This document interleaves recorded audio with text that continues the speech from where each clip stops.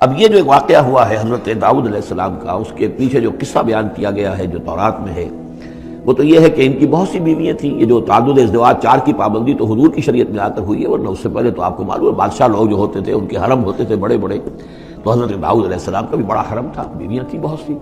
لیکن اسی اثنا میں انہیں کسی اور عورت کے بارے میں ان کے دل میں خیال پیدا ہو گیا، رغبت ہوئی، اس سے وہ شادی کرنے کی خواہش پیدا ہوئی، اور وہ کسی شخص کی کے نکاح میں تھی۔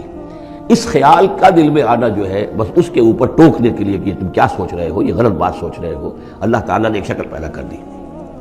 وَهَلْ أَتَاكَ نَبَأُ الْخَصْمِ، اور کیا تمہارے پاس آ چکی ہے 2 دعوے داروں کی خبر، یعنی کچھ لوگ آئے تھے جن کا ایک مقدمہ تھا، ان کی خبر۔ اس تصور المحراب، جبکہ انہوں نے دیوار پھلانگ کر محراب میں، حجرے میں جہاں حضرت داؤد علیہ السلام اللہ کی عبادت میں یاد میں مشغول تھے، وہاں پہنچ گئے، پہرے داروں وغیرہ سے سب سے بچ کر فصیل کو یا دیوار جو تھی اس کو پھلانگ کر آ گئے۔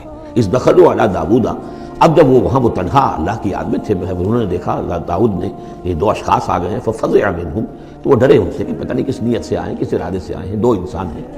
قالوا لا تخف، انہوں نے کہا کہ آپ ڈریں نہیں، خصمان بغى بعضنا علی بعض، ہم 2 ہیں ایک دوسرے کے مقابلے کے فریق، خصم کہتے ہیں جو ایک دوسرے کے بالمقابل ہوں، مخالف، ہم 2 مخالف ہیں، بغى بعضنا علی بعض، ہم میں سے کسی نے دوسرے پر زیادتی کی ہے، فاحکم بیننا بالحق، تو ہمارے مابین حق کے ساتھ فیصلہ کیجئے، ولا تشتت، اور دیکھیے اسے ٹالیے نہیں، آپ کہیں کہ کل آنا پرسوں آنا، یہ نہیں، یہ معاملہ ہمارا بڑا ایمرجنسی والا ہے، فوری طور پر ہم چاہتے ہیں کہ آپ ہمیں بتائیں۔ وَاهْدِنَا إِلَىٰ سَوَاءِ الصِّرَاطِ، اور سواء الصراط، اور ہمیں پھر ہدایت دیجیے سیدھے راستے کی طرف کہ کیا کون سی شکل بہتر ہے، کون سا راستہ صحیح ہے۔ إِنَّ هَٰذَا أَخِي، اب یہ جو مدعی تھا وہ کہہ رہا ہے یہ میرا بھائی ہے، لَهُ 99 نَعْجَةً، اس کے پاس 99 دمبیاں ہیں، یعنی اس کا جو ہے بہت بڑا جو ہے ریوڑ ہے اس کے پاس، وَلِيَ نَعْجَةٌ وَاحِدَةٌ، میری ایک ہی دمبی ہے۔ اصل میں اس تورات کے واقعے کو اگر ہم سمجھیں تو اس کا مطلب یہ ہے کہ ایک شخص کے پاس 99 بیویاں ہیں، میرے پاس صرف ایک بیوی ہے۔ فقال اکفلنیھا، اب وہ کہہ رہا ہے کہ یہ بھی مجھے دے دے۔ وعزنی فی الخطاب، اور اس نے مجھے دبا لیا ہے، یعنی دباؤ ڈال رہا ہے مجھ پر، پریشرائز کر رہا ہے، جو گفتگو کرتا ہے تو بڑے زوردار انداز میں کرتا ہے۔ قال لقد ظلمک بسؤالک، بسؤال نعجتک الی نعاجہ، حضرت داؤد نے فوراً کہا کہ یہ تو بڑی ظلم کی بات ہے، واقعتاً اس نے بہت ظلم کیا تمہارے اوپر کہ تمہاری دمبی جو ہے اب اس پر بھی اس کی نظر ہے، اور وہ اس کو چاہتا ہے تم سے لے لے اور اپنی دمبیوں میں اس کو بھی شامل کر لے ریوڑ میں۔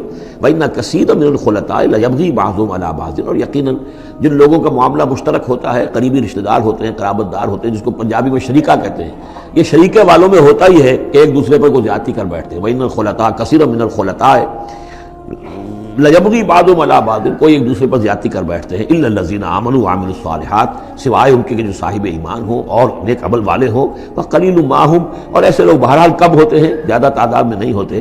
وَظَنَّ داؤد أَنَّمَا فَتَنَّاهُ، اس پر اچانک خیال آیا داؤد کو کہ یہ تو اصل میں سارا معاملہ جو ہے اللہ تعالیٰ نے مجھے آزمایا ہے، اللہ تعالیٰ نے در حقیقت مجھے متنبع کرنے کے لیے یہ ساری صورتحال جو ہے پیدا فرمائی ہے۔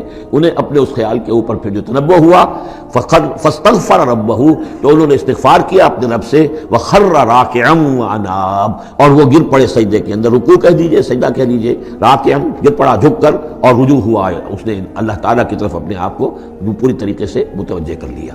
یہ آیت سجدہ ہے۔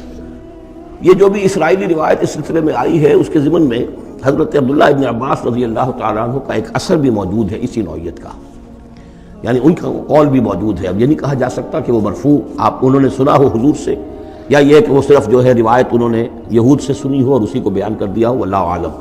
لیکن میں یہ سمجھتا ہوں کہ یہ چیز جیسے کہ ہم پڑھ چکے ہیں اس سے پہلے سورہ احزاب میں، حضور سے کہا گیا کہ اب آپ مزید شادی نہیں کریں گے، وَلَوْ أَعْجَبَكَ حُسْنُهُنَّ، وہاں پر بھی کوئی پردہ تو نہیں ڈالا گیا۔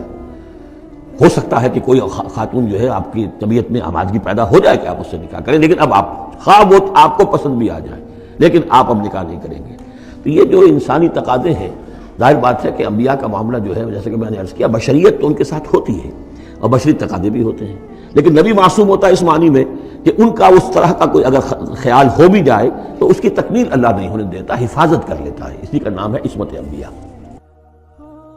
اب میں آخر میں علامہ اقبال کے 2 شعر جو ہیں میتھڈالوجی آف محمد کو جس نے سمرائز کر دیا ہے، اللہ تعالیٰ کے ساتھ اپنا ایک مکالمہ نقل کرتے ہیں، کس کیفیت میں ہوں گے، کیا کس عالم میں ہوں گے جب یہ شعر کہے، گفتند جہان ماں آیا بے تمہیں سازت، اللہ نے مجھ سے کہا اے اقبال ہم نے تمہیں جس دنیا میں بھیجا ہے وہ تمہیں اچھی لگی؟ اچھی ہے، سازگار ہے تمہارے لیے؟ گفتم کی نمی سازن. میں نے کہا نہیں، مجھے پسند نہیں، یہ تو ریپریسو ہے، یہ ایکسپلائٹیٹو ہے. ایک اور شعر ہے ان کا اردو کا، تو قادر و عادل ہے مگر تیرے جہاں میں ہے تلخ بہت بندہ مزدور کے اوقات. تو مجھے تو پسند نہیں ہے یہ دنیا. گفتم کے نمی سازن، گفتنج کے برہم زن. تو اچھا توڑ دو اس کو، پھوڑ دو، ختم کر دو اس کو. اور کیسے کرو؟ دو مصروں میں، با نشہ درویشی در ساز و دمادم زن. پہلا مرحلہ درویشی کا ہے، دعوت کا ہے، تبلیغ کا ہے. تمہیں جو کہا جائے، پاگل کہا جائے، مجنون کہا جائے، شاعر کہا جائے، ساحر کہا جائے، مسحور، سنو اور برداشت. مار کھانی پڑتی ہے، کھاؤ. پتھرا ہوتا ہے، سہو اپنے جسم اثر پر. بانشہ درویشی در ساز و دمادم، بدھ مت کے بھکشو بن جاؤ.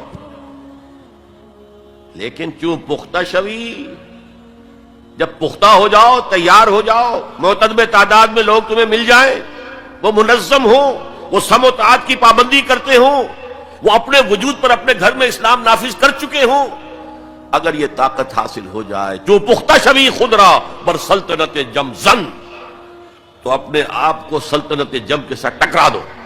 یہ پروسیس ہے مدینے کا. پہلا مصرع ہے مکے کا، با نشہ درویشی در ساز و دمادم زن. کرو محنت، کرو محنت، درویشی کے ساتھ کیے جاؤ. for 13 long years it was درویشی. صحابہ کو منع کر دیا گیا تھا، تم کوئی جواب نہیں دو گے.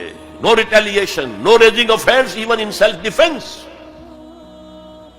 با نشہ درویشی در ساز و دمادم زن، کیوں پختہ شوی خود را بر سلطنت جم زن. اب تمہیں اس اللہ کی حکومت قائم کرنی ہے. سلطنت جم سے ٹکرا جاؤ، توڑ پھوڑ دو، برہم زن، توڑ پھوڑ کر رکھ دو اس غلط نظام کو. یہ ہے طریق محمدی دو مصروں کے اندر.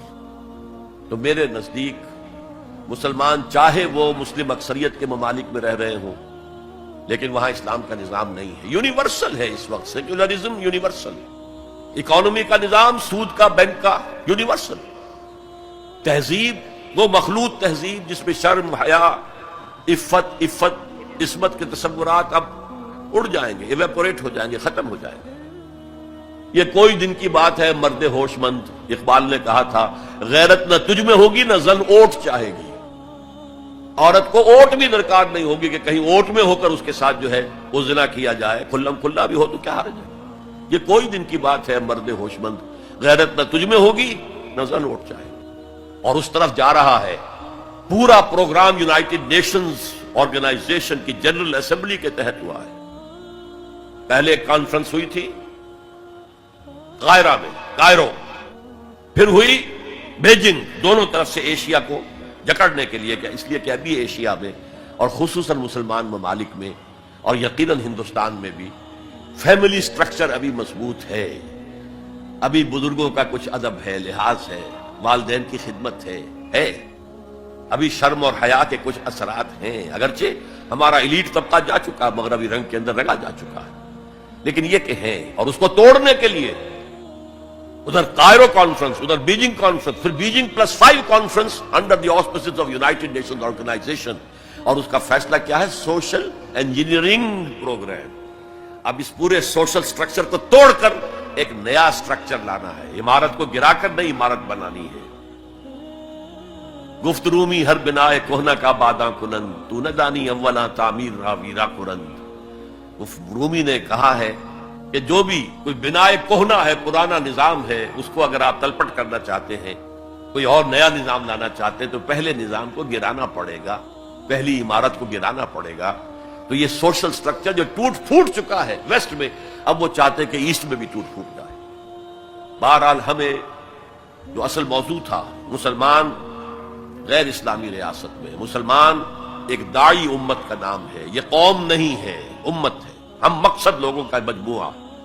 وَلْتَكُن مِّنكُمْ أُمَّةٌ يَدْعُونَ إِلَى الْخَيْرِ وَيَأْمُرُونَ بِالْمَعْرُوفِ وَيَنْهَوْنَ عَنِ الْمُنكَرِ. داعی بن کر کھڑے ہوں، اور یہ دعوت ریولوشن اورینٹڈ ہونی چاہیے، نظام کو بدلنے کی تیاری کرنے والی دعوت. کہیں بھی ہو، مسلم مائنورٹی کنٹری میں ہو، مسلم میجورٹی کنٹری میں ہو، یہاں تک کہ چاہے اکیلا ہو کوئی شخص دنیا کے اندر کسی ملک میں، he has to do it. اگر وہ مسلمان ہے، بلکہ صحیح معنی میں اگر وہ بندہ مومن ہے.